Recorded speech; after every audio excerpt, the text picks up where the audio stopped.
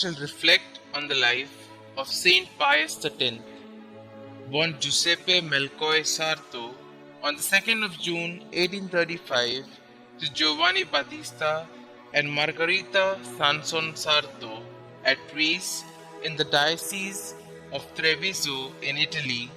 Pius X was the epitome of simplicity and humility, yet firm and decisive. His extraordinary intellectual endowments, high moral character, and solid piety, evidenced from early youth, won him laurels during his seminary training at Padua. In discipline, second to none, of greatest ability, endowed with a very good memory, and most promising. Ordained on the 18th of September 1858 in the cathedral at Castelfranco, he spent 9 years as curate in Tombolo and then 8 years as a pastor in Salzano, striving to be all things to all, ever available to every parishioner, administering the sacraments, preaching simply yet forcefully, attending to the sick both on the sick bed and in the confessional, living his priesthood to the hilt. His favorite task was instructing little children in the faith, ever conscious that by the catechism the soil is prepared for the seed of God. On the 20th of November 1875, Father Sarto was named Canon of the Cathedral of Treviso and Chancellor of the Diocese, consecrated Bishop of Mantua on the 16th of November 1884.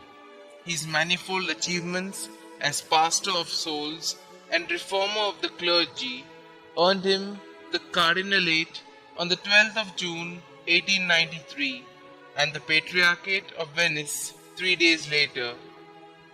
Noted for his charity, this peasant cardinal took the keenest interest in the fate of the working classes, the peasant and the proletariat, and thus instrumental in drawing away many workers from the atheistic socialist trade union.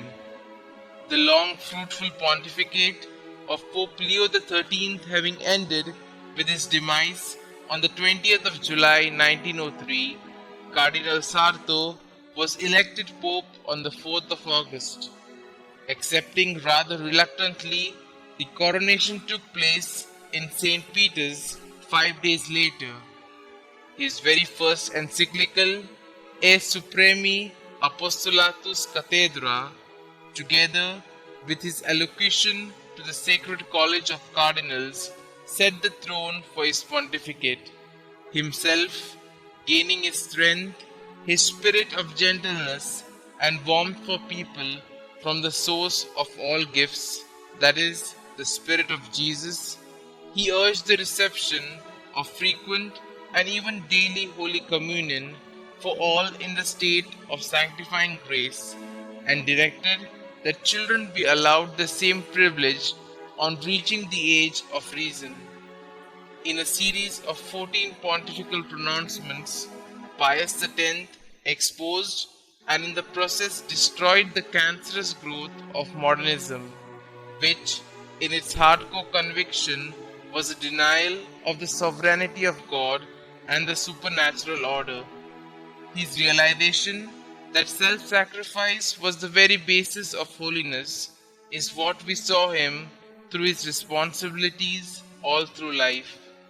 But it was the hostilities of World War I that saddened him to death on the 20th of August 1914.